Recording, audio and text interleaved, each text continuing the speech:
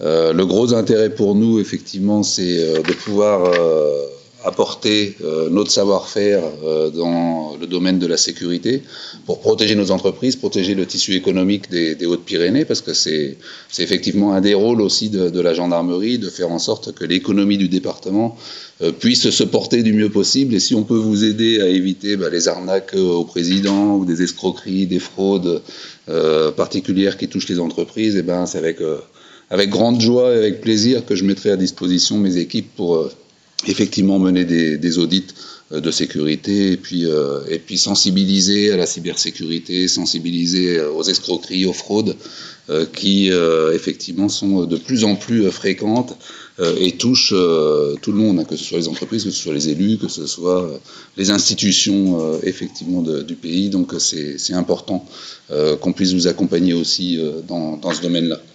Après, comme vous l'avez dit, on a aussi des personnes chez nous de qualité, des gendarmes qui veulent se reconvertir, leurs conjoints, qui peuvent aussi apporter quelque chose à vos entreprises et soutenir aussi le marché de l'emploi au sein des Hautes-Pyrénées. On a également nos réservistes opérationnels, effectivement, qui sont issus pour certains de vos entreprises ou d'autres entreprises du département, et qui représentent, je pense, une ressource de qualité parce qu'ils sont fidèles aux institutions qui servent, donc à leur entreprise comme à la gendarmerie, et ils sont en mesure aussi d'apporter des choses importantes dans les entreprises. Donc c'est aussi une ressource qu'on met à disposition, et je pense qu'on pourra aussi arriver à développer cette réserve opérationnelle par le biais du MEDEF également. Donc voilà. Donc la porte d'entrée au MEDEF, ça sera Léo Portal, qui est le secrétaire général du MEDEF.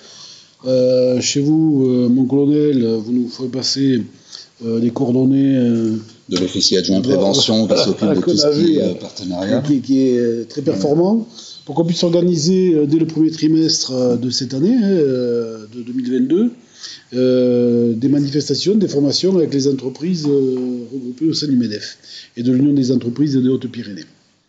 Et dès qu'on aura de votre part des propositions sur des gendarmes qui sortent chez vous, eh bien on les intégrera là aussi. La porte d'entrée, ça sera Léo et le président avec le conseil d'administration pour qu'on puisse le mettre à disposition dans un délai très bref des entreprises du département. Et n'hésitez pas aussi pour les époux et les épouses, je le répète, à revenir vers nous. On a un besoin colossal de personnes dans nos entreprises.